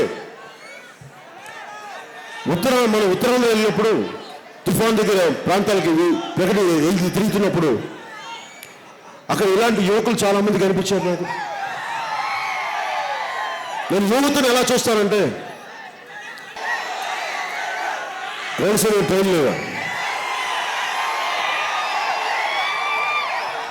వీళ్ళు ఎంతసేపు స్పెషల్ కేటగిరీ స్టేటస్లో అవి రావాలి ఇవి రావాలంటారు. కానీ రామ్విలాస్ పాస్వాన్ కేంద్ర మంత్రి, ఆయన ఉన్న ఊరిని ఒక రైల్వే జోన్గా చేసుకున్నాడు. ఆయన ఉన్న ఊరిని అలా ఇన్ని సంవత్సరాలు, ఇన్ని దశాబ్దాల నుంచి కోనసీమగా ఒక రైల్వే స్టేషన్, రైల్వే లైన్ అడుగుతున్నాం. ఎవరు చేయలేరు. ఎందుకు చేయలేరంటే ఒకటి మన స్థానిక నేతల తాలూకు చేతగంతనం, స్థానిక నేతల యొక్క నిర్లక్ష్యం. ఎవరో బాలయ్య గారు లాంటి ఒక వ్యక్తి మహానుభావులు ఉండుండొచ్చు కాక, పాప ఆయన ప్రయత్నం చాలా వరకు బాగైంది. కానీ ఎప్పటికీ పెరిగిపోతున్న జనానికి ఎక్కువ అవసరాలు కావాలి. ప్రతిసారి పనిచేసే వాళ్ళు ఎక్కువ మంది కావాలి. దురదృష్టవశాత్తు ఆయన పోయారు, మరి రైల్వే లైన్ ఆగిపోయింది. మరి దీన్ని ఒక రామ్విలాస్ పాస్వాన్ లాంటి వ్యక్తి, ఒక చిన్నపాటి మంత్రి, కేంద్ర మంత్రి, తన ఉన్న ఊరిని రైల్వే జోన్గా చేసుకున్నప్పుడు మన కోనసీమలో రైల్వే జోన్గా చేయమని అడగట్లా, విశాఖలాగా రైల్వే జోన్ చేయమని అడగట్లా, ఒక రైల్వే లైన్.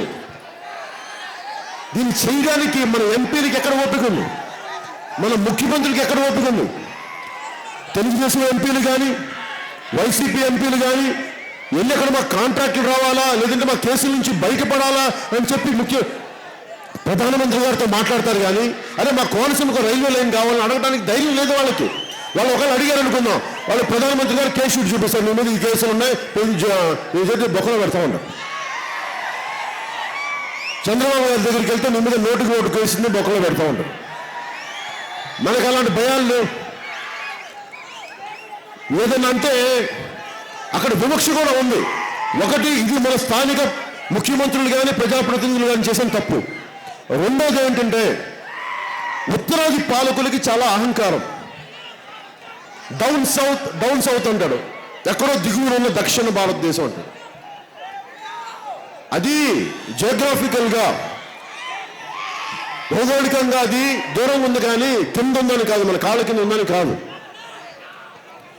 డౌన్ సౌత్ అనే అక్కడ ఢిల్లీలో పొద్దున్నే మనకి మనోహర్ గారు నాకు ఏదో పంపించి చదువుతూ ఉంటే ఒక 100 సంవత్సరాల క్రితం రవీంద్రనాథ్ ఠాగూర్ గారు అప్పుడు బ్రిటిష్ ప్రభుత్వాన్ని అడుగుతూ ఉన్నారు, ఇక్కడ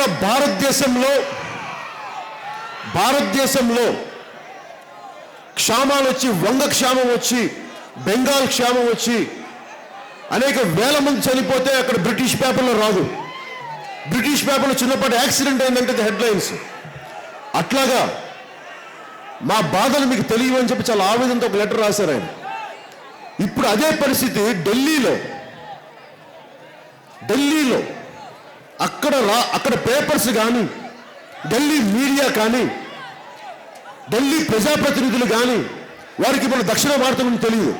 వాళ్ళు హైదరాబాద్కి వచ్చి నాతోనే మాట్లాడతారు, కూర్చోబెట్టి మీ తమిళం బాగా వచ్చింది అని చెప్పి తమిళ్లో మాట్లాడుతున్నారు. నేను అన్నాను, తమిళ్లో మాట్లాడుతున్నాను తెలుగు కదా అంటే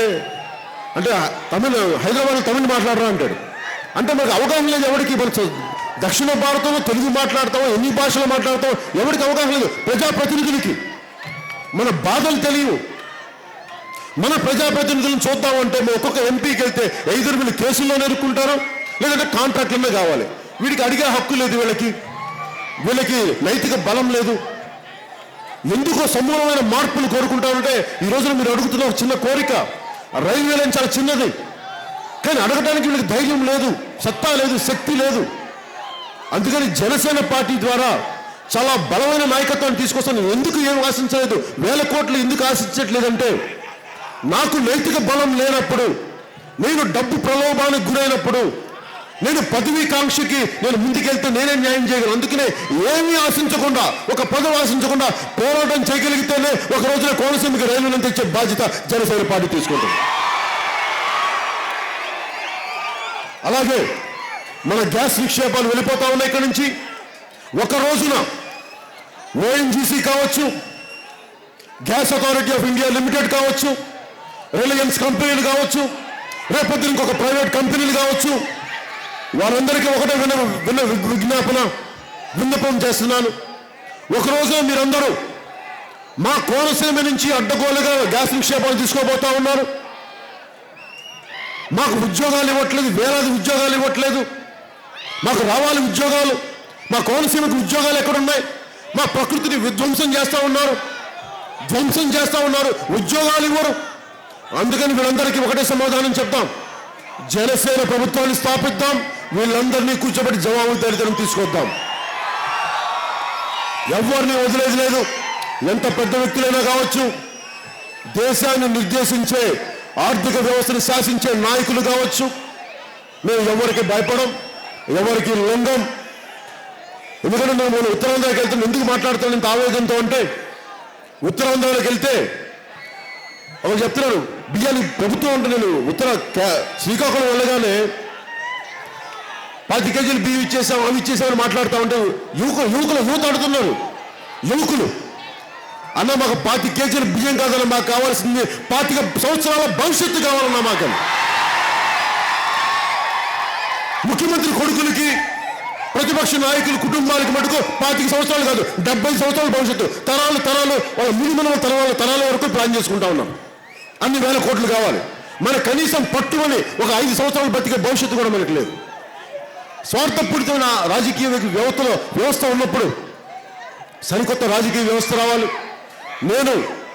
నేను చెప్పే మాటలను కూడా గుడ్డిగా నమ్మొద్దు. మీరు ఆలోచించండి. పవన్ కళ్యాణ్ అనే వ్యక్తి దేశ సమగ్రత కోసం, ఆంధ్రప్రదేశ్ సార్వభౌమాధికారం కోసం, ఆంధ్రప్రదేశ్ ఆత్మగౌరవం కోసం, తెలుగు రాష్ట్రాల ఉన్నతి కోసం, తెలుగు రాష్ట్రాల అభివృద్ధి కోసం, దక్షిణ భారతం ఆత్మగౌరవం కోసం పాటుపడే వ్యక్తి. అది మీరు ఆలోచించండి. నా ప్రతి మాట, నా ప్రతి చేతలు నేను చేసిన ఆలోచించి నాకు సపోర్ట్ చేయండి. అలాగే అంబేద్కర్ గారి ఆశయాల్ని కానీ, మహాత్మా గాంధీ గారి ఆశయాల్ని కానీ, జాతీయ నేతాజీ స్ఫూర్తిని కానీ ఇక్కడ ఉన్న లోకేష్ గారు తీసుకెళ్తారా? పాపం ఎందుకంటే నేను ముఖ్యమంత్రి గారిని అడగలేదు. పాపం వయసు అయిపోయింది, ఆయనకి పెద్ద అయిపోయారు. ఆయనకి వయసు లేదు. ధృతరాష్ట్రంలో తయారయ్యారు, కొడుకేమో దుర్యోధనంలో తయారయ్యాడు. ఇంకా దుశ్శాసన పరం జరుగుతూ ఉంది.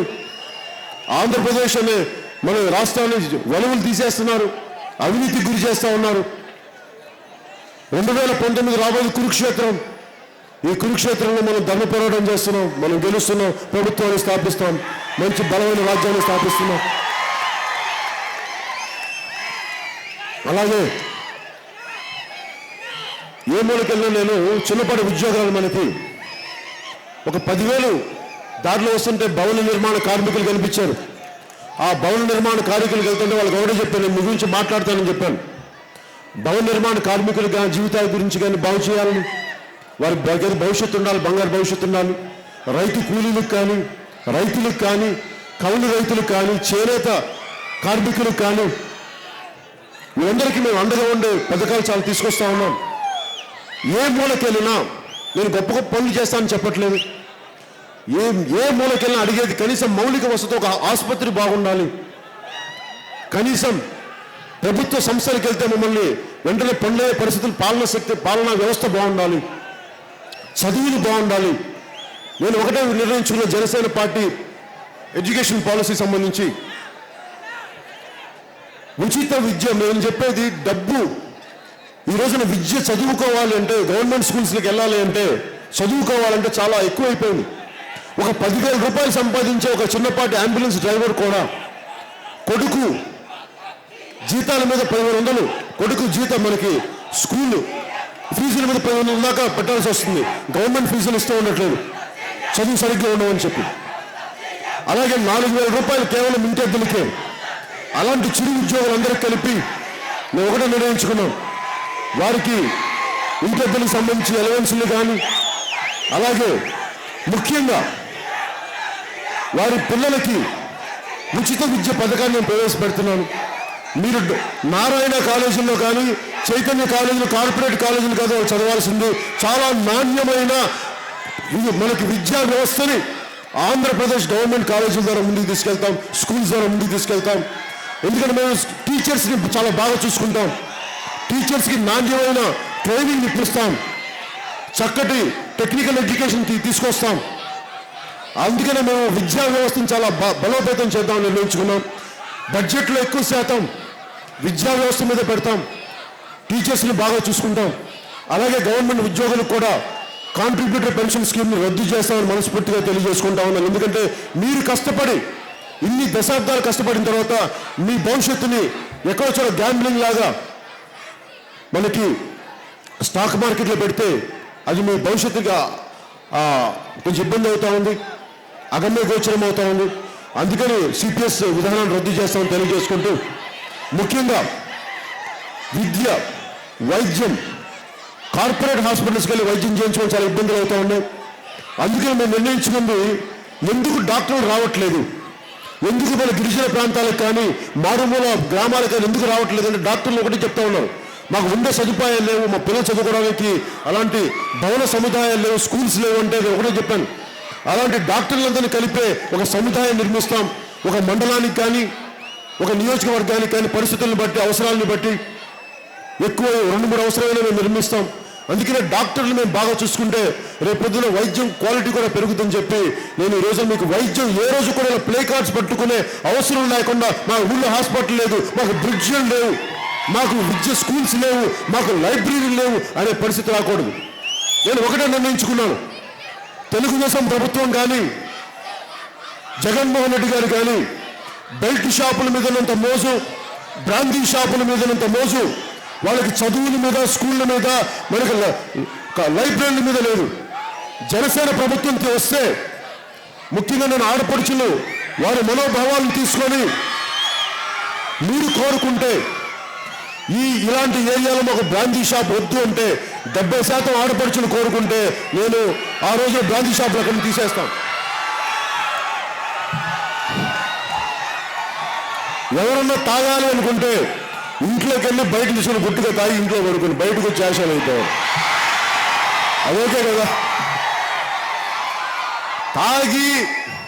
ఎందుకంటే ఒకటే చెప్తున్నాం, ఎవరు ఏం చేస్తారు వ్యక్తిగత జీవితం నాకు అనవసరం, కానీ తాగి రోడ్ల మీదకి వచ్చి ఆడపడుచుల్ని అవమానం చేసిన, విద్యార్థుల్ని ఇబ్బందులు పెట్టిన,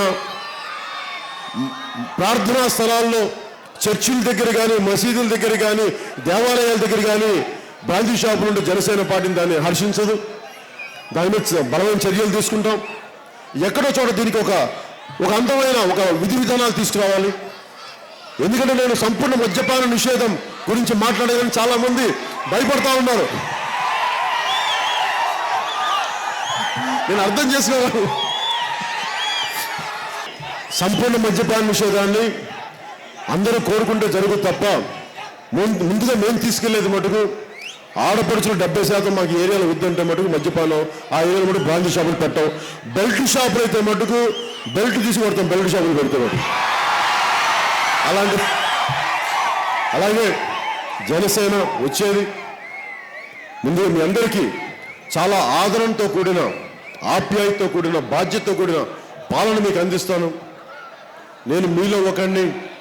కులాలకి, మతాలకి, ప్రాంతాలకి అతీతంగా పవన్ కళ్యాణ్కి ఒక కులం లేదు, పవన్ కళ్యాణ్కి ఒక మతం లేదు, పవన్ కళ్యాణ్కి ఒక ప్రాంతం లేదు. అదే జనసేన విధి విధానాలు. అందరూ మనం ప్రేమగా చూసుకుంటాం, మనం అందరినీ బాధ్యతగా చూసుకుంటాం. అందుకనే మీ అందరికీ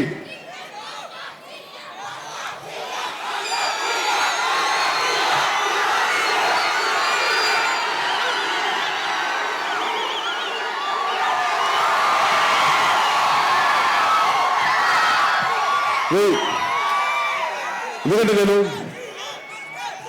2019కి ఒక ఎన్నికల కోసం రాలేదు. నేను ఒక ఎన్నికల కోసం రాలేదు. నేను వచ్చింది ఒక 25 సంవత్సరాలు మీకు అండగా నిలబడటానికి వచ్చాను. నాకు చాలా కష్టాలు ఉంటాయని తెలుసు, దెబ్బలు తినాలని తెలుసు, మాట పడాలని తెలుసు, అవమానాలు పడాలని తెలుసు. ఒక ఎన్నిక దెబ్బతింటే నేను వెనక్కి వెళ్ళే వ్యక్తిని కాదు. ఎందుకంటే నా జీవితకాలం ఎప్పుడు దెబ్బలు తింటానే వచ్చాను. అందుకని 2019లో మీకు 3 ఉన్నాయి. మీకు ఓట్లేదని చెప్తున్నాను కదా మీకు. నేను మీ చేత చెప్తా.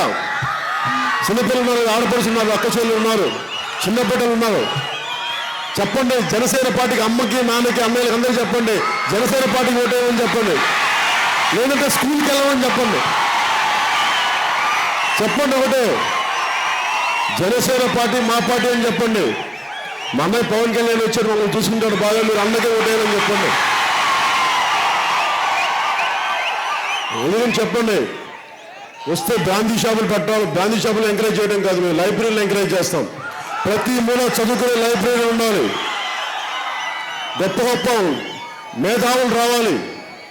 అన్యాయాలు జరుగుతున్నప్పుడు ఎదుర్కొనే నేతాజీ అంత సౌజన్యవంతులు కోనసీమలో పుట్టాలి. అలాంటి కోనసీమ ప్రాంతం పౌరుషం ఉన్న ప్రాంతం, ఆత్మగౌరవంతో నిండిన ప్రాంతం. సో మీకు అండగా ఉంటానని తెలియజేసుకుంటూ,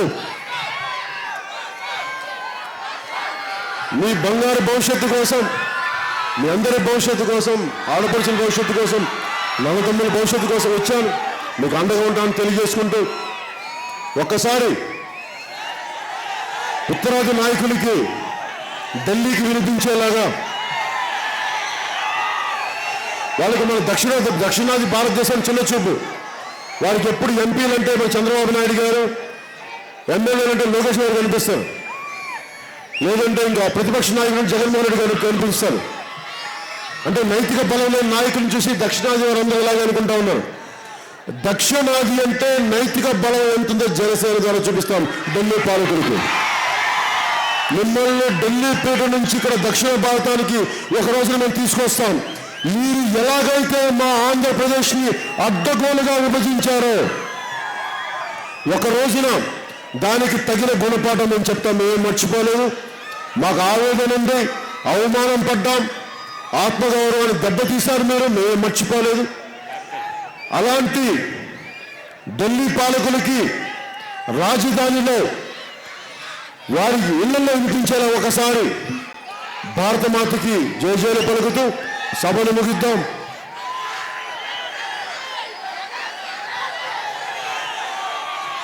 నేను పదే ఒకటి చెప్తా ఉంటాను. మీరు చిన్నపిల్లలు కానీ, నాకు ఇష్టమైన కవిత ఇది. ఆ కవిత గుంటూరు శేషన్ శర్మ గారు రాశారు. అదేంటండి, అది మన కష్టాలు వచ్చినప్పుడు భయపడతాం, ఎప్పటికీ పోవేమని చెప్పి.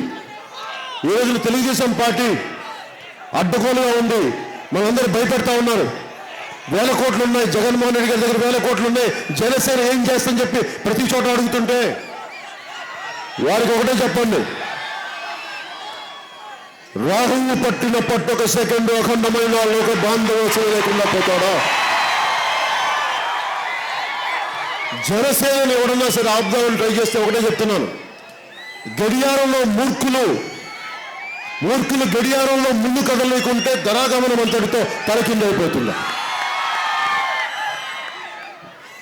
ధనుజు లోకమేకంగా దారికడ్డంగా నిలుచుంటే నరజాతి ప్రస్థానం పరిసమాప్తమవుతుంది. ఎందుకు చెప్తున్నానంటే, ఓటములకి అవమానాలకి భయపడితే అడుగు ముందుకేయలేం, అభివృద్ధి కుంటుపడదు. నేను అన్నిటినీ తెగించి వచ్చిన వాడిని, భారతమాతను ప్రేమించేవాడిని, దేశ సమగ్రతను కాపాడేవాడిని, దక్షిణ భారతానికి జరుగుతున్న వివక్షను ఎదుర్కొనేవాడిని, ఆంధ్రుల ఆత్మగౌరవం కాపాడేవాడిని. అలాంటి జన్మనిచ్చిన మన భారతమాతకి ఏ దేశమేగినా ఎందుకు కాలిడినా పొగడరాలి తల్లి భూమి భారతిని అని మనం నేర్చుకున్నాం. అందుకని అలాంటి భూమి భారతికి జయజయలు పలుకుతూ ముగింపు చేద్దాం సభని. ఇంత అపారమైన ప్రేమను ఇచ్చిన నన్నదమ్ములందరికీ ధన్యవాదాలు తెలుపుకుంటూ ఒకసారి